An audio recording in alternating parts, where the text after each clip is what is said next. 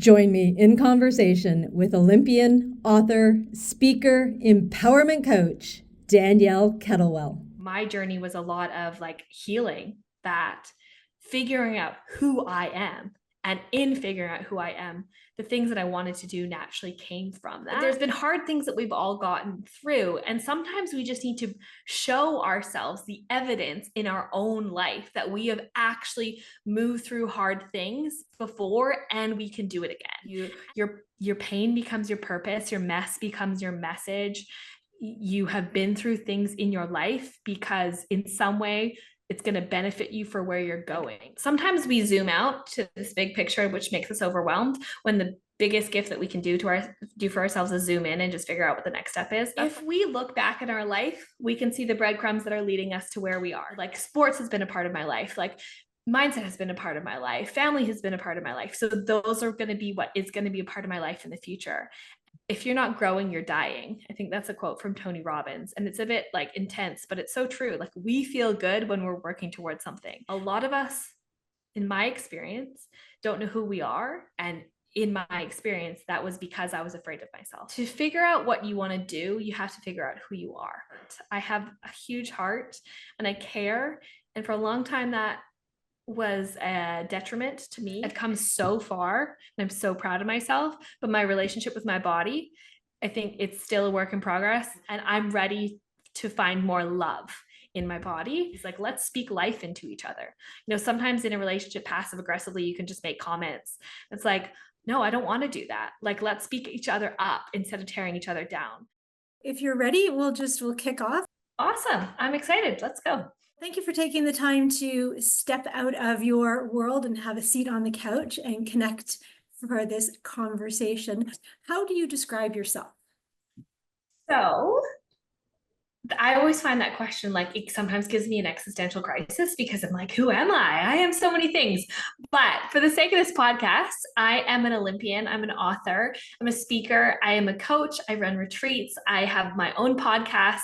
And really, my mission in this world is to help women find their self-worth and use the power of their mindset to live the life that they know that they're meant to. And that is the work that I feel like I've been meant to do in the world. So that is who I am, but I'm also a daughter. I'm also a wife. I'm also an auntie to 14.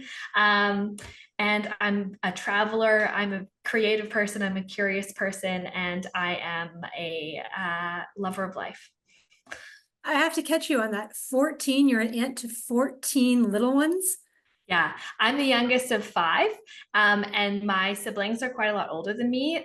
My sister that's closest in age to me is 14 years older than me. And so when I was a teenager, all my brothers and sisters were having kids, and there has been 14 of them.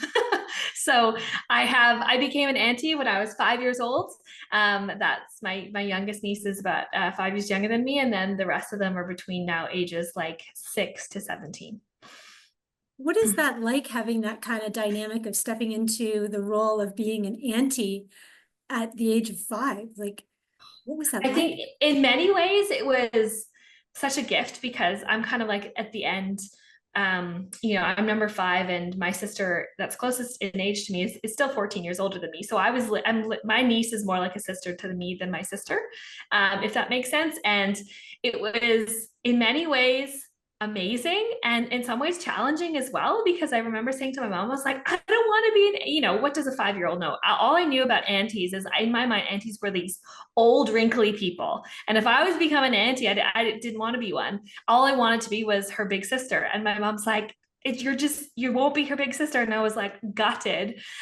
So that was like also hard to understand that conceptually as a young kid, but also having my nieces and nephews throughout my whole life has been such a gift and such a inspiration to do the work that I do as well. When I took a leap to the Olympics many years ago, which I'm sure we'll get into, I didn't want to kind of miss their life. And I did miss a lot of their life, but I wanted to show them that they could go after their dreams and not just tell them.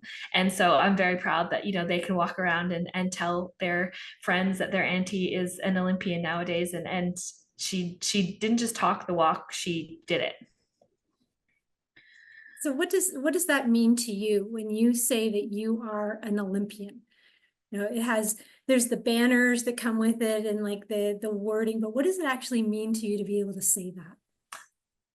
It is like one of the greatest honors of my life. And I take it so seriously to be an Olympian, especially because I never imagined that I would be one. You know, the name of my book is called The Unlikely Olympian, which is kind of like a hint to the journey that led me to the Olympic Games. And I never in my wildest dreams would have thought that I would become one. I used to like idolize Olympians. I looked up to them. I was like, they're like gods. They've achieved these amazing things. They like walk on gold. And I still have pinch me moments when I get to say that I am one. And really, I think that it is one of the greatest privileges I could have ever had in this lifetime. But I also take it really seriously. I believe that, you know, my journey and that title is meant to be shared. I know that it's not everyone's journey that becomes an Olympian, but I really feel like mine is meant to be shared because my journey is very different from what a lot of Olympians went through. And so I use that title as a way to share my story and share my message and share my pride of, you know, my country that I competed for, which was Australia, even though I know I don't have an Australian accent. And, you know, and my sport. I was a synchronized swimmer, now called artistic swimming in the Olympics. And, you know, we don't get enough publicity, which we should get because it is one of the most amazing sports in the world. And so I really love using this platform to talk about how incredible my sport is as well. What was your journey? So you were born in Canada. Mm-hmm. You were in Australia to train and get into the Olympics, but that's you know, like a little down there. When did you first put your toes in the water? Yeah, so a bit of a backstory. My parents are actually Australian. They're from Sydney. They immigrated to Canada in the 70s, and I was born and raised here. And my family grew up in Sydney. My parents were big swimmers. My dad was a surfer. And so we've always been water people. And my mom, when I was 8 years old, chucked me in this little known sport of synchronized swimming. I was too tall to be a gymnast. I'm 5'9". And so I was tall from a young age, and swimming is just quite boring, like just back and forth. You're just looking at the bottom of the pool the whole time. And so just kind of like a lot of little girls, I kind of love dance and I love movement. And I also love water. So synchronized swimming was this beautiful combination of those things. And after a few years, I really started to fall in love with it. And, you know, the combination of having the ability to express myself in the water to music, you know, with also getting to wear these beautiful sparkly bathing suits and fun makeup when we're competing, along with working with a team and like realizing that I could put my mind to something and I could do that. And I love the aspect of being in a team sport and doing something. Even to this day, I say that I'm a synchronized swimmer, and the reaction I get 99% of the time is like, oh, that's so cool, right? It's not a common sport. It's not like soccer. It's not like football. Nothing against those sports, but it's less common. And so it is a point of intrigue for people. And so I'm so honored that I've had the opportunity to like really master my sport. And the only problem was I was never the most talented. I was kind of like the girl that with the great attitude, but like I do not have the ideal body type of a synchronized swimmer. They're kind of similar to ballerinas, very tall, long, very lean, very flexible. I am not a flexible person. That's something I've had to work on my whole life. And I was always the bottom of the team. So throughout my years, throughout school, I still competed and I took so much pride in that as well. But I kind of had this feeling like I wasn't going to go anywhere, you know, and I was so proud that at the end of my high school years in grade 11 and 12, I competed at Canadian national championships, which was like the wildest thing that I thought I would ever be at. But I was like the equivalent of being benched. Like I was a reserve, you know, so I wasn't the girl that was coming first. I wasn't the most valuable player. I wasn't the most talented. And at that point, when I graduated high school, there was really nowhere else for me to go. I would have never made the Canadian national team, and there wasn't really another pathway.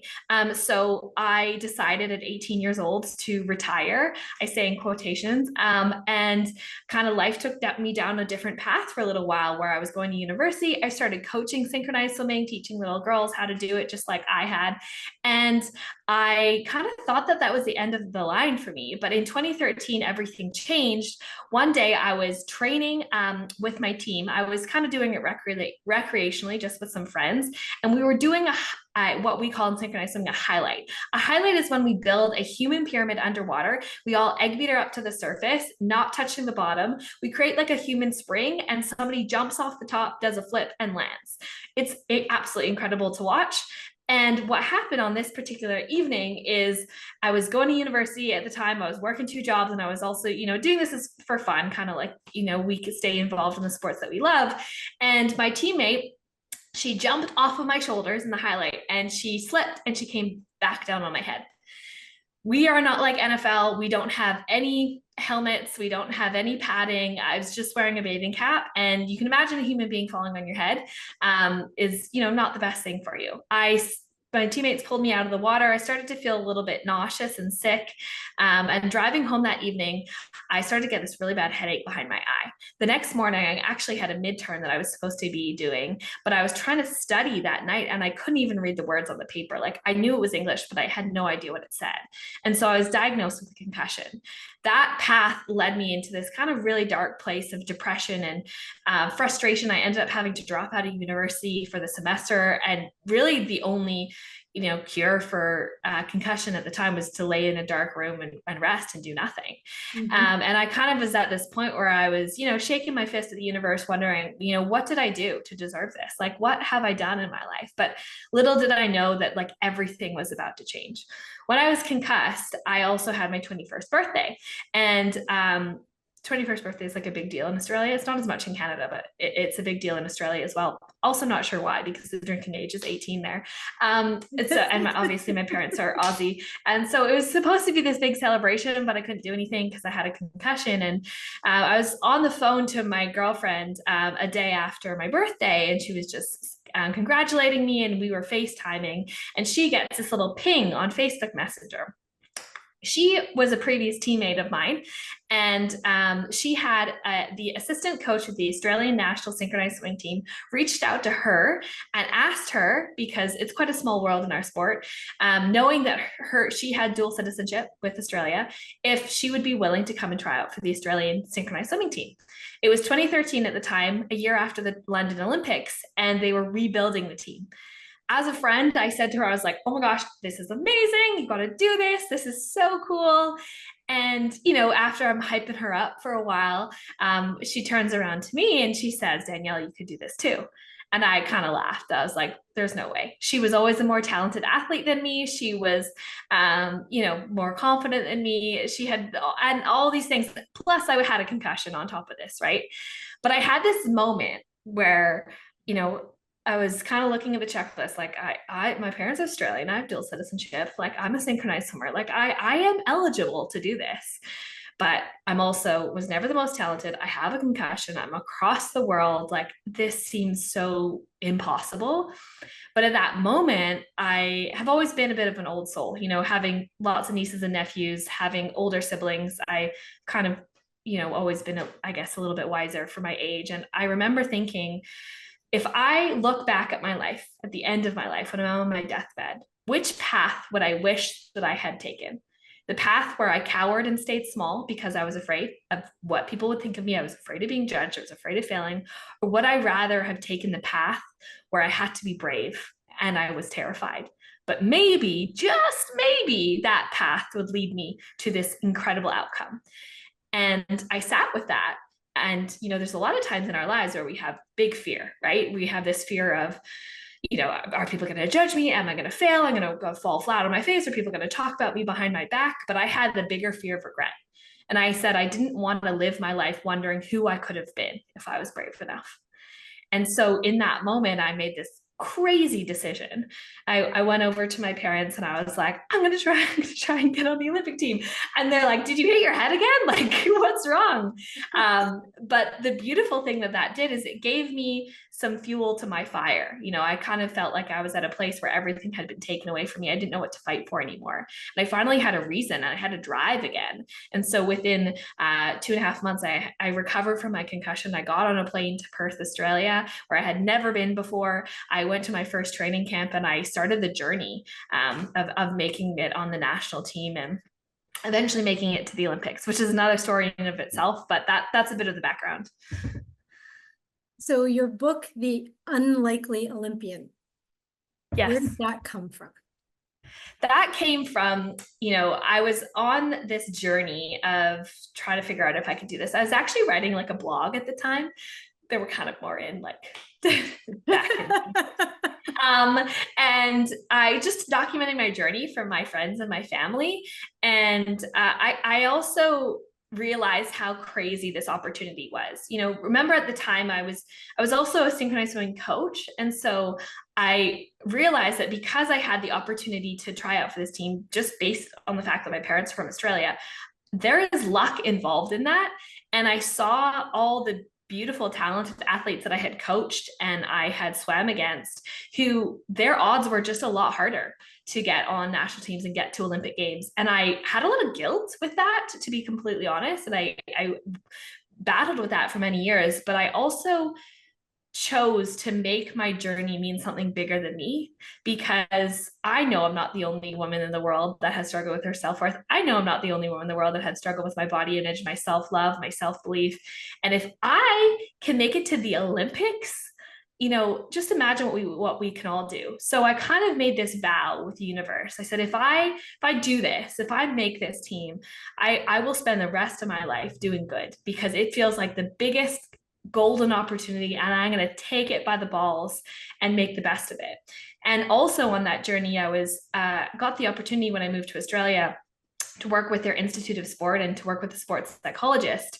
And I was, obviously talking to the sports psychologist about my journey and all of that. And this guy had sat across there from Olympians and world champions for so many years. And he said to me, he's like, your story would be a really interesting book.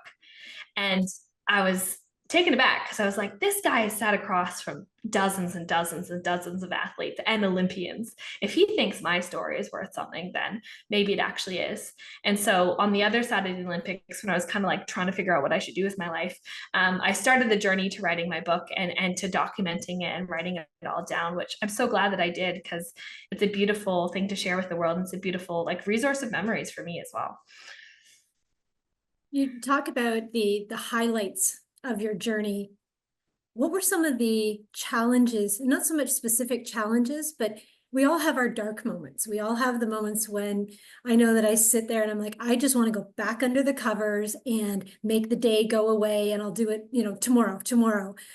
What were some of the strategies that you were able to employ that allowed you to come through those dark moments, those challenging moments, to continue to get into the pool, to allow you to have this journey so that you could write the book to be where you are today? I had so many of those moments, so many. And I don't always talk about them initially because, people there's so many aspects to someone's journey. I definitely give the highlights, but there was a million lowlights. There was a million moments when I questioned if it's something that I could do. One of the challenges that I had to face, on top of the fact that I had to move to the other side of the world, is that in Australia, it's an unfunded sport. And so I had to work and train. And there was times where I was working at the bar till I was a bartender until 1 a.m, and I had training at 5:30, and I didn't have a car, and I had to walk home. It's about a 20-minute walk. And then in the morning I would actually run to training, because it was a half an hour walk, of maybe 15-minute run, but I could sleep for another 15 minutes if I ran to training in the morning. And then I'd have to go and train for 5 hours after having 4 hours of sleep. And there was times, on the other side of the Olympics, where I came home from the Olympic Games and I had to borrow money from my dad because I was completely broke. I had nothing. And I had just done this incredible feat of making it to the Olympic Games. But then on the other side, I was had really, other than that, I had nothing to show for it financially. I had moments when I was so exhausted and I was so tired that I remember collapsing on the couch to my ex-boyfriend at the time. And I was just like, I don't even know how I have any more in me. I don't think I have anything else to give. It's all give it. And I just cried and cried and cried because I was so at my wit's end. And at that point, it was still a year and a half to the Olympic Games. Synchronized swimmers are some of the hardest workers in the sporting world, I believe. I train 6 days a week, sometimes 6 to 10 hours a day. Other sports don't train that much. We would be training 60, 70, 80 hours a week. And then on top of that, we had to figure out how to make money, how to pay for rent, how to pay for food. There was times when I literally had a coin tin that I had to break open to like go buy food from the store that night, you know, and all of this was happening. And I was on the other side of the world from my family. And my family was an incredible support, but, you know, they're a 24-hour flight away. So you just got to figure it out. And in all of those moments, you know, so many countless moments, what drove me was this, you know, this incredible dream that I had, this vision, but also this desire to like prove to myself that I was good enough. I really wanted to show myself that I could make something of it. You know, I think all of us have these limiting beliefs that we're not enough, we're not valued, and we're not capable. And that was very true for me, but I also use that as my rocket fuel. I was like, I want to prove to that little girl inside of me, that teenage girl that never felt enough, that 10-year-old that didn't feel like she was beautiful enough, that 17-year-old that didn't feel like she was talented enough. I want to show her what we can do. And I used that pain and turned it into my power. And it really continued to fuel me moving forward. Who did you have in your back pocket that was your encouragement, your cheerleading squad? You know, there's many methodologies out there that say, you know, you only need yourself. And what I found is, yes, you definitely need yourself, but it always helps to have that plus one that you can turn to and have the shoulder, or the, you know what, I'm just having a coming unglued moment, and I just need you to bear witness to this, and then kick my ass and say, go and keep going, because I got you. Who was that for you? You know, they say it takes a village to raise a child. It also takes a village to create an Olympian, to create an athlete.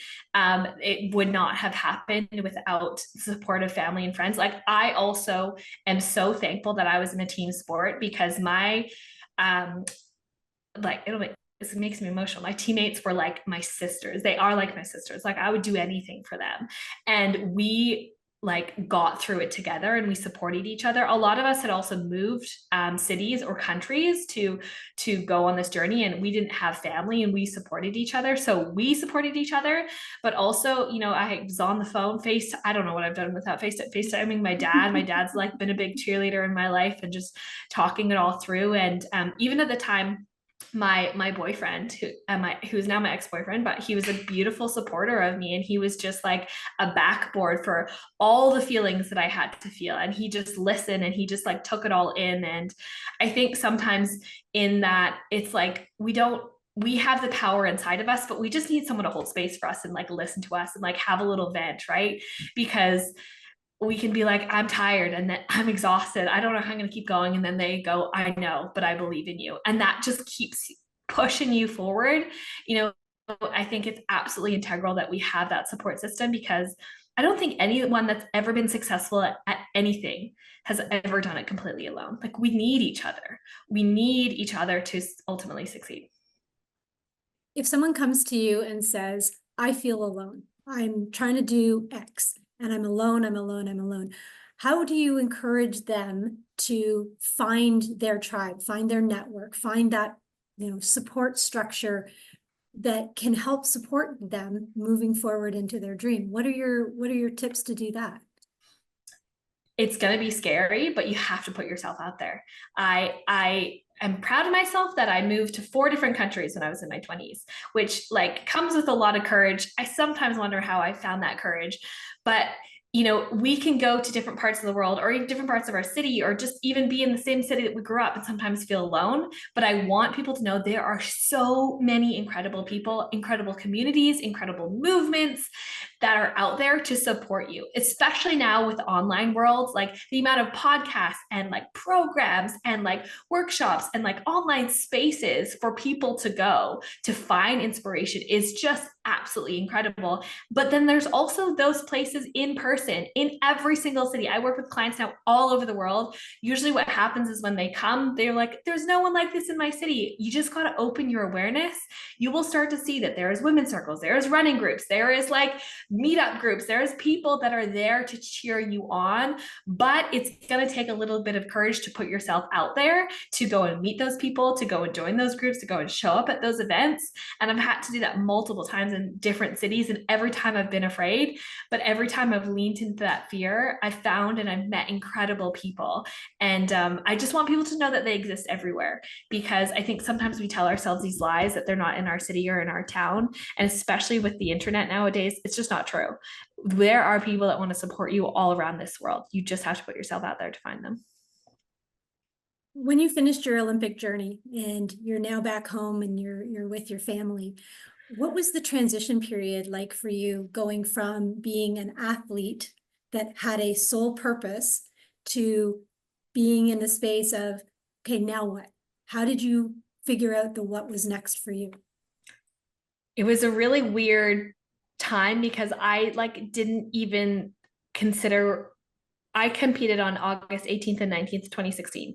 In my mind, like the world ended on August 20th. I had no idea what was after, because you also have to be in a mindset to compete at Olympic Games where you're so tunnel vision that you don't really think about afterwards.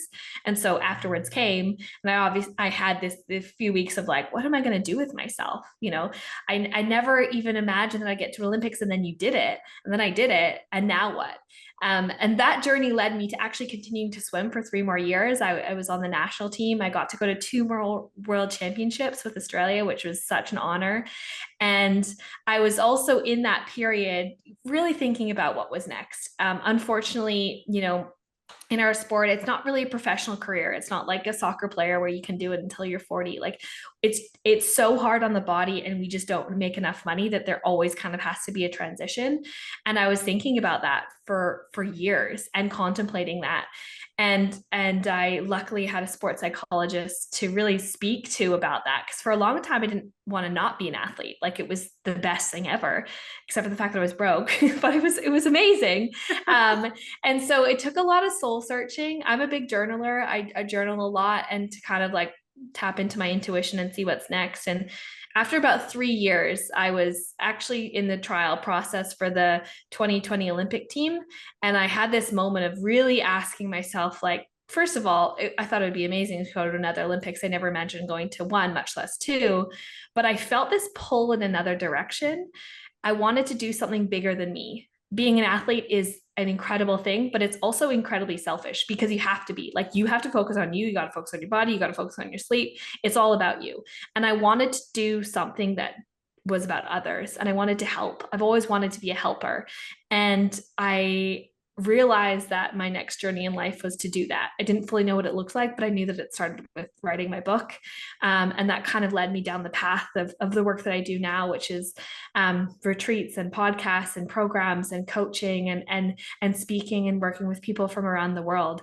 But it was definitely a hard transition, don't get me wrong, to figuring out that next step for me. And I know a lot of athletes struggle with that.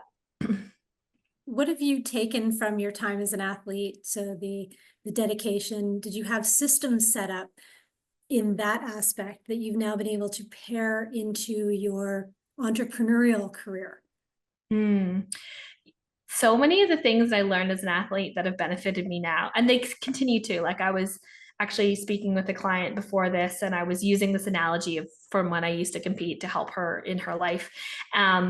But a big part of it is just the resilience that I learned. I think a lot of people don't handle hard things very well, that I've learned on the other side of this. But when you're an athlete and you've competed on the world stage and you have had millions of eyes looking at you, and you've, you know, even just been an athlete and screwed up many times, because that's what you do to learn, right? And felt that pressure, you get really good at dealing with menial things, little things that don't really matter. And realizing like I am so cool, calm, and collected in a challenging situation. Like it is such a benefit to me. It's something my husband's realized about me multiple times when we've been in the rush of the airport, almost missed a flight. And I'm like, I always know how to figure it out because I've been in challenging circumstances, and I have faith in myself that I always find a solution. Because one of the things that our sports psych said to us when we travel to compete is he goes, you have a plan, know that every time you go somewhere to compete, things will go wrong. And it's not because you didn't prepare, it's just because that's what happens in life. He goes, the bus will break down, the food will be bad, someone will get sick, the pool will be weird, like you will have jet lag, things go wrong. The difference between the great athletes and the good athletes are the great athletes are the ones that know how to deal with when the curveballs come. And life is full of curveballs.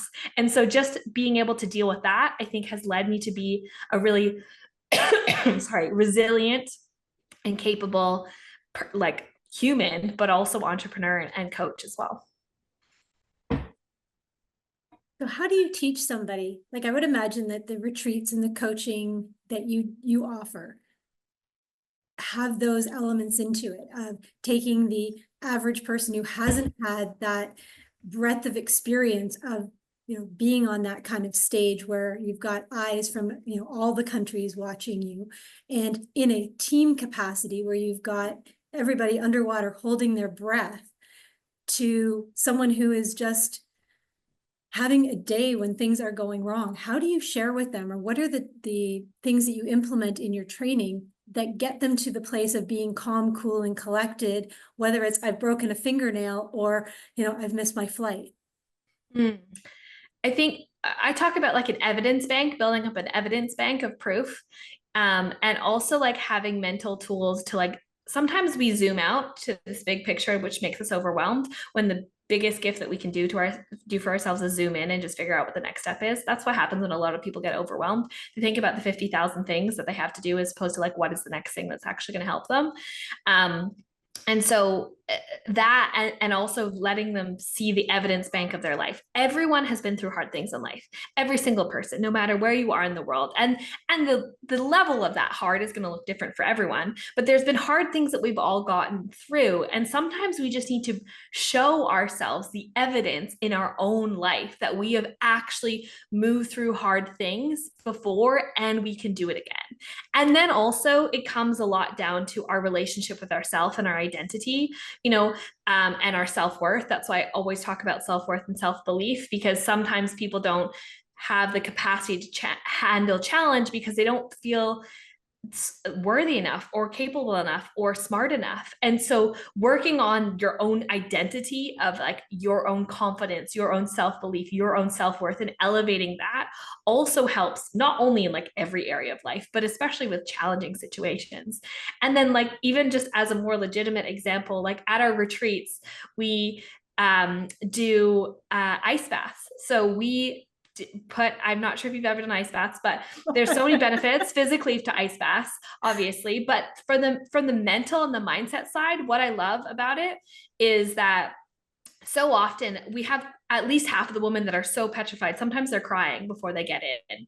It's a really controllable experiment, right? Like as opposed to like other things, if you go for a hike or whatever, like it's something that isn't that dangerous. If they need to get out, you can just remove them. But we show them the power of their mind by, first of all, regulating their breath and letting them realize that they can hop in for a minute, do something hard, get out, feel amazing. And that can be literal evidence that they can do anything else in life. But a lot of people either haven't been pushed into those hard situations or have actively avoided them throughout their life. And so realizing that we can choose our hard and create our hard. And then when we do that, I really believe all other areas of life get to be a lot more easeful and effortless. It just something as simple as ice baths is a really wonderful example of like how powerful you are and how powerful your mind is. So what was the inspiration to start coaching? Like, did you just kind of start having conversations with people and it just developed into an entrepreneurial venture? Like, what was the pathway that led you to offering coaching to people?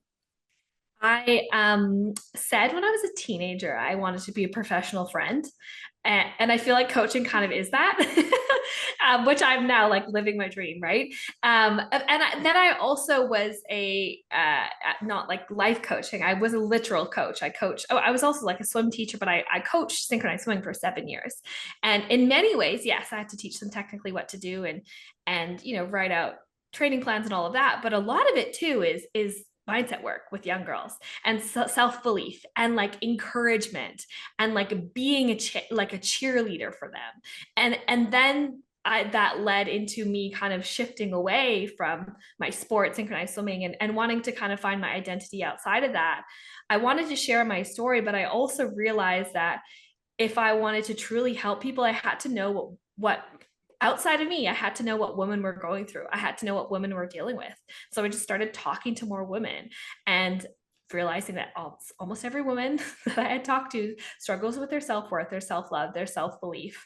And that kind of like naturally flowed into this like desire for me to make a contribution with the world that kind of linked up really well with coaching and with retreats and with all the work that I do now. And so it's kind of been this, looking back, I'm not even sure how it really happened. Like it was kind of really synchronistic, but I really feel like I'm in the perfect place that I meant to be for me. So what are your retreats? Like everyone talks about retreats. So what are your retreats? Yeah, so me and my husband run retreats together. And we run specifically women's retreats. And people always find that interesting because he's obviously a man. And he has his own really fascinating life story. And he grew up a totally different life than myself. And he grew up in a really domestic violent home and went through a lot of healing on his own journey, which led him to being a hypnotherapist and a counselor. And so that combination of his experience and his knowledge, plus my desire to, empower women and inspire women and work on their self-worth, kind of brought our retreats together. It was also something our clients asked for a couple of years. We started this work just before the pandemic, so everything was online for a couple of years, and then our clients were like, can you run retreats to meet up in person? And there's also a lot of beautiful benefits to like in-person transformational things. And so what we do is we now run retreats in Bali. We lived there for a little while. It's just a really beautiful place if anyone ever gets the opportunity to go. And we have 8 days and 7 nights where we kind of go on a journey with women where we work on shifting their identity, shifting their relationship to their self, also kind of experiencing a little bit of the island and the magic that is Bali and its people. But then also getting them to work on their mindset and work on their self-worth. Online Zoom is amazing, but like being in person with people is just like incomparable ultimately. And so the shifts that we see in people within like 8 days is like mind blowing. And so it's just led to this naturally happening. With the past like 13 months, we've run 3 retreats and we've just had the most incredible shifts for women. So it's been really, really an honor to hold space for them. Do you find that when people go to retreats, and not necessarily yours, but I know when I've been to a retreat, it's almost like the high of being there because there's all this energy and you're together, and then afterwards I would imagine it's very similar to like after you win a medal, it's like, okay, now we're in a plateau and my support system has disappeared because we're not physically there. How do you keep that almost like that runner's high available to them when they're not physically present with each other or with you? Yeah. But even before I'd run retreats, I like literally did it with my husband. I had felt like I had ran them for 10 years because of the experience that I've had of being an athlete and traveling and competing. It's obviously different technically, but there's a lot of similarities that come with the retreat aspects. And so I was aware that there's always a down after a high. And first of all, it's giving space to share that with the women, I think, and also knowing that there's nothing wrong with that. Life will fluctuate, and it's unfair for us to think that we're always going to be on a high. We have to be able to hold space for ourselves in the downs to be able to get back to those joyful moments. And there's nothing wrong with that. But we also do things like we run our retreats really differently. We have like a WhatsApp group chat, like a couple months before and afterwards, like it's still going. I'm not as active in it, but with everyone connecting, we have group calls like on Zoom before and afterwards. After ones are really focused on integration and helping them integrate back into their life. But we also do things in our retreats to just prepare them for what life is going to be like at home. And then also like give them the conversation about presence, right? Like life is so beautiful on retreat, but it's also not real life. Like it's a magical 8 days where food is cooked for you and your rooms are cleaned and like everything is organized and you're in this beautiful location, and like we get to make the most of it, and we get to take the good and integrate that back into our life, and it's just going to look different. So I think it has to do a lot with like how the facilitator holds space for like the other side and the things that they implement. And sometimes some of our clients like end up working with us afterwards. They totally don't have to, but we make sure that we do our best that we possibly can to support them in that integration. You do a lot for others in their self-care of making sure that they're having the conversations they need with themselves. And you know, the support structure after a retreat or after a session with you. So what do you do for yourself? What is your self-care regime and experience on a daily basis? Such a good question. Meditation and journaling are like core foundations of my life. Really, really huge for me to just like process, and it was a big part of my athlete journey as well. And the gift that my concussion gave me is that it got me into meditation, because there's nothing else that you can do. And so it kind of opened that door for me. And so that's been a beautiful aspect. But also nature is like a healer for me, you know, when I can get outside, when I can get sunshine, when I could go for a swim, when I can move my body, like I do those things. And in journey of working on myself for all these years, realizing that like I am the best that I can be for my clients and for the work that I do when I fill my cup first. I think that's like a journey that all women have to go on, right? I'm not a mother yet, so I can imagine like that's going to be another journey when I go on that. But you know, I'm not as good for my clients and for the people in my life if I don't do things for me. And so just seeing that evidence and those patterns over the years have been like a real motivator for me to make sure that I have things that support me. Yeah. So there's a quote on your website that we are all worthy of manifesting our dreams. Now, my question is, how do you figure out what your dreams are in order to manifest them? I love this question. To figure out what you want to do, you have to figure out who you are. And a lot of us, in my experience, don't know who we are. And in my experience, that was because I was afraid of myself. I was afraid of what would come up when I would sit with myself. I used to not be able to be still at all. I used to be afraid of the thoughts in my mind. I was afraid of the unhealed parts of my past. And so my journey was a lot of like healing that, figuring out who I am, and in figuring out who I am, the things that I wanted to do naturally came from that. But I know that that's definitely true. And I've spoken to women, they're like, I don't know what I want. Well, it's like, you don't know what you want because you don't know who you are. And I don't mean that in a bad way. I mean, because we're taught mathematics, we're taught how to use a freaking recorder, we're taught social studies, very important things, but we aren't taught to figure out who we are. Like, what are our values? What matters to us? What makes us tick?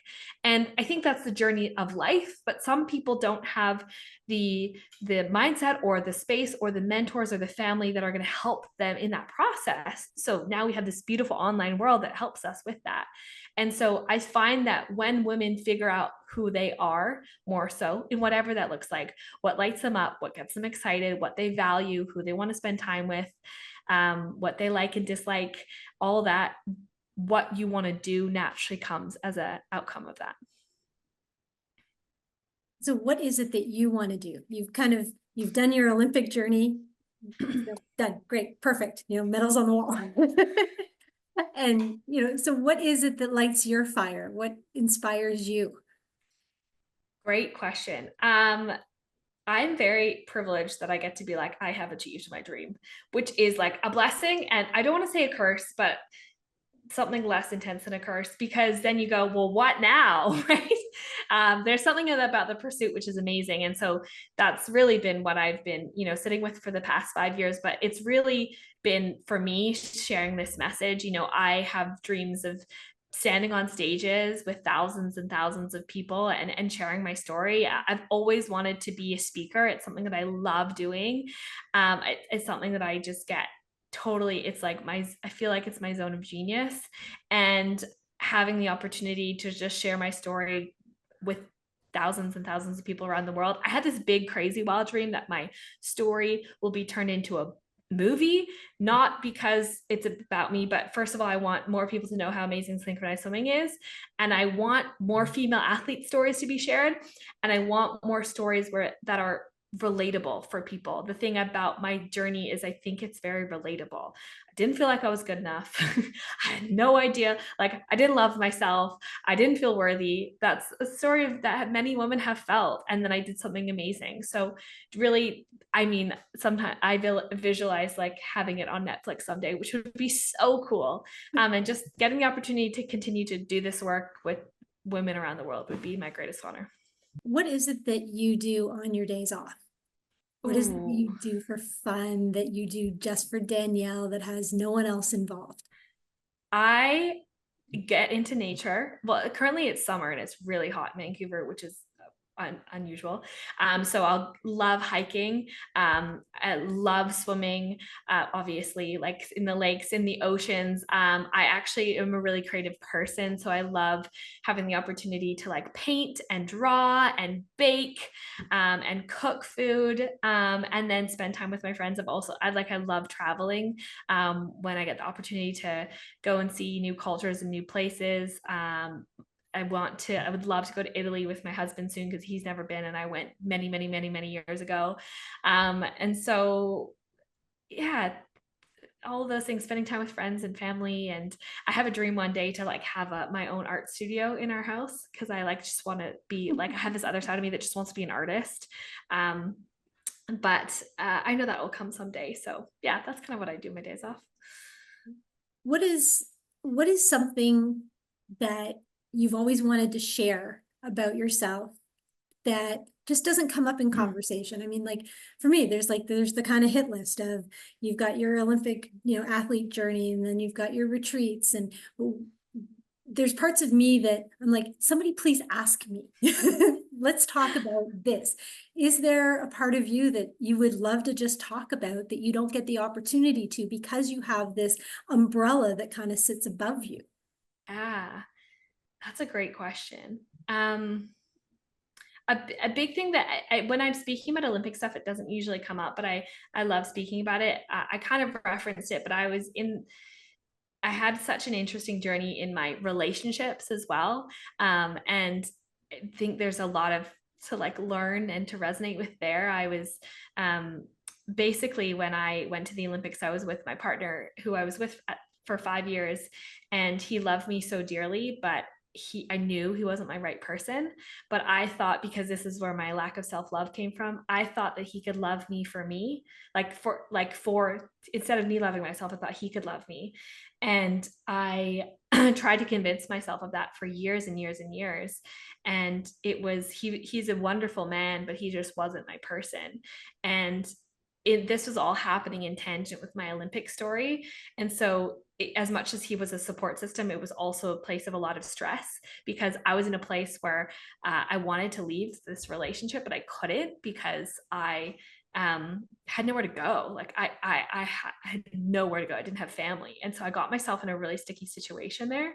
And I finally found the courage to leave. And I finally found, in leaving, I realized I had to love myself. And that kind of started this whole journey of where I am now. But the coolest part of that is 4 months after I left that relationship, I met my now husband. And I love telling that part of my story, because not everyone's journey is there 4 months after they're going to meet their like soulmate. But it felt like such a cool literal example of like, I have to choose myself. I felt like I was dying inside. I have to love myself. And in doing that, like, I met the person that I get to spend the rest of my life with. And we've had a really beautiful journey of our own relationship. And that's been like igniter of a lot of work and self-love and self-worth and conversations. And it's been like another beautiful journey of my life. As I think like intimate relationships can be like one of the biggest aspects for growth. So I'm very proud of my relationship with my husband and where we have gotten ourselves to. And what's really cool, this is quite funny actually. Tomorrow he leaves because he is a really good rugby player. He's a touch rugby player. He was actually born in Australia. I was born in Canada. I competed for Australia. He's going to World Cup competing for Canada. So I went for Australia and he's going for Canada. He leaves tomorrow. He's going to England to compete in the touch rugby World Cup for Canada. And so that's kind of like another funny aspect of our story. We just like both swapped. Yeah. How did you meet your husband? Like, what was it you were at a place, you were introduced, you had common friends? Like, what was the introduction to your love of your life? He actually was the roommate of my teammate, and my teammate Amy, who was like one of my best friends. And I had been away for a little while, and I came back to Perth, and she was like, you got to come over, you got to be my new housemate. And I was like, yeah, whatever. And funny enough, when I met Luca, my husband, he in the kitchen, in Amy's kitchen, he was telling me how he had lived in British Columbia, where I'm from, for 2 years previously. And I was like, that's so weird. We're both in Australia. I'm from BC. You lived in BC. And now we're like, it was just like a weird coincidence. And that kind of like ignited our relationship and our journey. And it's unusual to say we literally met in person. I feel like most people meet online, which is not bad at all, but we literally met in person. So it kind of felt like really divine synchronicity that he moved in with her and then I met him. And then here we are all these years later. What are your common things that you share together that solidify your relationship of being the right person for each other? We're both massive dreamers. Like, I think that's my ex-partner, he was kind of like, oh, okay, are you going to retire now? Like, go get a job, like go get a 9-to-5 job, like bring your dreams back down. And I've always been someone like, what? Don't you dare, like, don't you dare tell me to be smaller. And so the fact that he's always been someone like, yeah, we can do that. Let's create that. Let's build that. Like, we both had the same dreaming mind. And that's been such an aspect of like a bond and like explosion of our love in our relationship. We both are like love traveling. And we both have always loved entrepreneurship as well. He used to own a coffee business in Canada, and he sold that, and he's been a serial entrepreneur.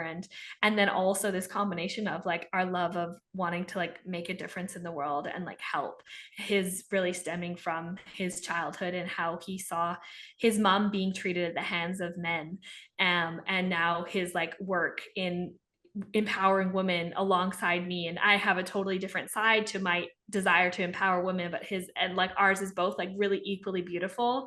And so the combination of all of those things, I think, have made our relationship really wonderful. Did you sit down and have like a strategy session of, we're taking our relationship into entrepreneurship? How are we going to divide work and home? What are our strategies for having conflict? Like, was there a document that you created, or was there an understanding? Yeah, good question. We kind of like our relationship and our entrepreneurial journey kind of like started at the same time. So we were kind of just like in a blizzard of it all. Just had to figure it out. I mean, we didn't have a document to figure it out. We more so have developed strategies along the way. I mean, we live together, we're married, we work together. He's going away for 12 days, which is like for World Cup, which is like the longest we've been apart in years. And like, we miss each other. So we have a really, really good relationship. But I think the foundation of what has led to that is people often ask us if we do couples work, which we don't, because we have been really we've worked on being really self-aware of taking responsibility for our own stuff, and that's really benefited our relationship. And then also being willing to have hard conversations. I think a lot of people in relationships avoid hard conversations, and they think that the reason that they're angry at the partner is because they like don't wash the dishes correctly, when it's really like something deeper that they're afraid of like witnessing or bringing up. So just giving ourselves space to like have hard conversations and work things out has been a really big benefit of our relationship. But no, we don't have a document. I would definitely share it with you if I had it all figured out. How do you start a hard conversation? Okay, really great question. Not when you're upset about it. That's something that I've learned. Like if you are angry about it in that moment, like give yourself 10 minutes and then come back, because you're never going to have a beneficial hard conversation if you're too emotionally charged, because that person is going to feel attacked. And if someone feels attacked, they're always going to defend themselves, and you're not really going to get anywhere. And so having the hard conversations for both of us has come from making sure that we're in a relatively neutral-ish place before we bring it up. And then bringing it up, this is such an important part. I think a lot of people don't do this in conversations and relationships. They always go, you're doing this to me.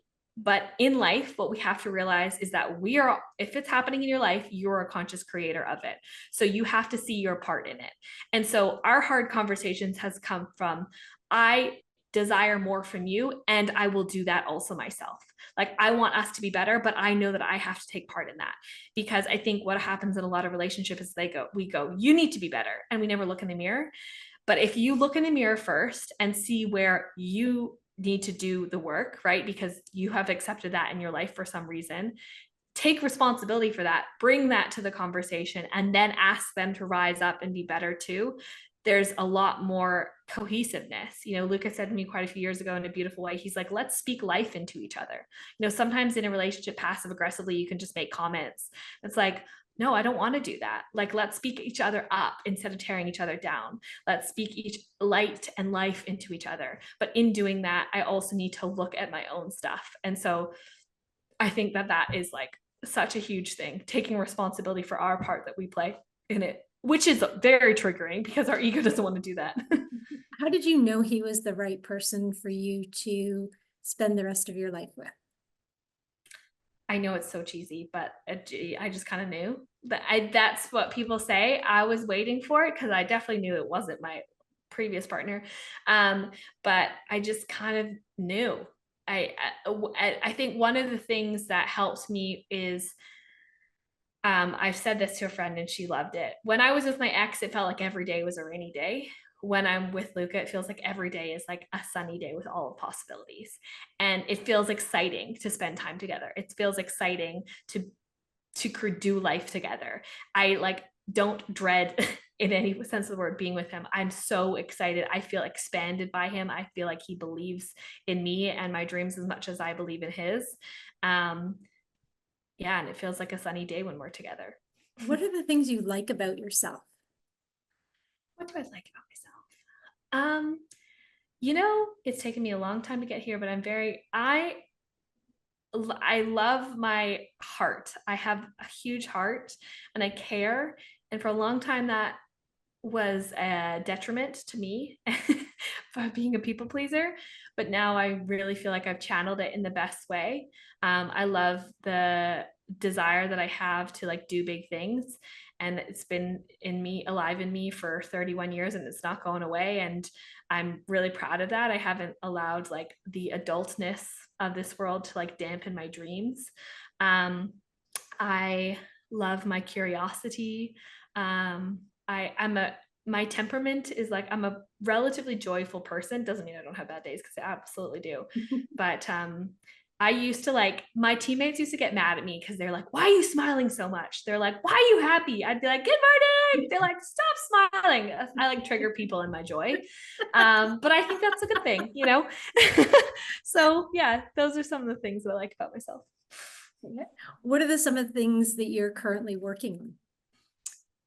Some of the things that I'm currently working on. Good question. I think what has always been a work in progress, I've come so far and I'm so proud of myself, but my relationship with my body, I think it's still a work in progress.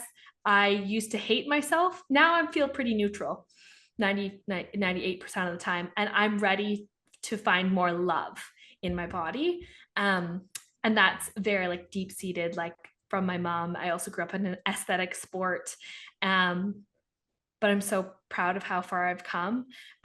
Still things that I'm working on is like how to like grow this business and this message in the online world. Like that's always like an incredible, challenging, magical journey. Learning, I'm currently like super nerdy. I'm learning how to like edit videos. That's been something I've been working on this year, which has been like a lifelong goal. That's really hard. And I'm really proud that I'm accomplishing. I'm wanting to learn how to sail, but it's a bit left field. But yeah, those are some things I'm working on. What is it like to be a young entrepreneur? You know, sometimes I don't feel young at all because I feel like young entrepreneurs are now like 13 with the internet that we like live in. Fair enough, fair enough. But I'm so grateful in many ways too. My siblings are a generation older than me, and even in speaking with them, like they didn't have the same opportunity that I had because of the internet, really, and because of the advancement of technology. In not that they're hard done by any means, but even just speaking to them, like I remember when I was graduating high school, someone said, "You guys will be doing jobs that don't exist yet." And that like blew my mind because I was like, well, what could it be? But it's true. Like what I do is in the sense of maybe not necessarily not necessarily coaching, but in the sense of, you know, the marketing, the internet stuff, the videos, the content, all of that, that didn't exist in 2009, 2010. And so that's been a really cool journey as well. And I think the cool thing about being, have a whole lifetime ahead of me of things to learn and things to keep up with, and also figuring out the difference between like staying with the trend and then also seeing like the long-term like foundations that come from being an entrepreneur. There's this really good book called The Go-Giver. I read it years ago and I've been telling my clients to reread it. And it's kind of like the foundation that this guy builds a really successful business off of, like being a kind person and like genuinely doing good things. And so like that's been the balance of being a young entrepreneur, like learning all the things on the internet, but also realizing that there's like core principles to like entrepreneurship that have been around for hundreds of years before the internet existed that are very, very valuable. And I think sometimes we live in a very like a viral culture, like fast, instant, we want it now. And it's been a beautiful journey to be like, this is my life's work. It doesn't have to happen tomorrow, but it's going to happen over my life. And I think that's what is a true entrepreneur as well. What are the values that you hold true to yourself? Yes, I actually have my values in my notes of my phone. I haven't looked at it in a while. Health is a huge value of mine. If I don't have that, I think we don't have anything ultimately. Mental health, as well as physical health. That's an incredibly huge value of mine. I'm someone that moves my body and works on my mental well-being. Family is a really big value, relationships, making sure that I have time with those people. Nature is a huge value of mine. Like, you know, if you're ever upset, go into the forest, you'll feel better. Like just, it's just a fact. It works. It works. It works. It actually works. And then a growth is a big value of mine. Realizing that, like, especially being an athlete for so many years, like if you're not growing, you're dying. I think that's a quote from Tony Robbins, and it's a bit like intense, but it's so true. Like we feel good when we're working towards something. That's what ignites us as human beings. And it doesn't always have to be growth in the exact same area, but if we're growing in some area, we're going to ultimately feel fulfilled. And then also like contribution, like what can I do that is bigger than myself to add value to this world in a positive way? Those are some of my values. If you could ask yourself one thing that you want to be remembered by or for at this moment in time, what would that be? I would like to be remembered as somebody that believed in people and someone that like I said, that Lucas said to me years ago, like speaks life into people.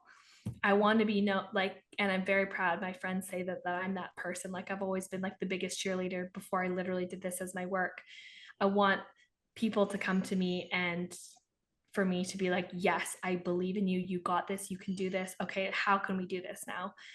Because I think a lot of people have people in their life that either just say that and don't follow through with it in what it means to believe in someone, or they tear other people down because of their own fears. And I want to be someone that believes people there and loves people there.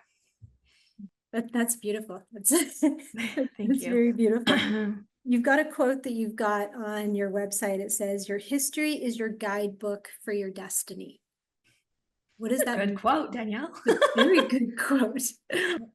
If we look back in our life, we can see the breadcrumbs that are leading us to where we are.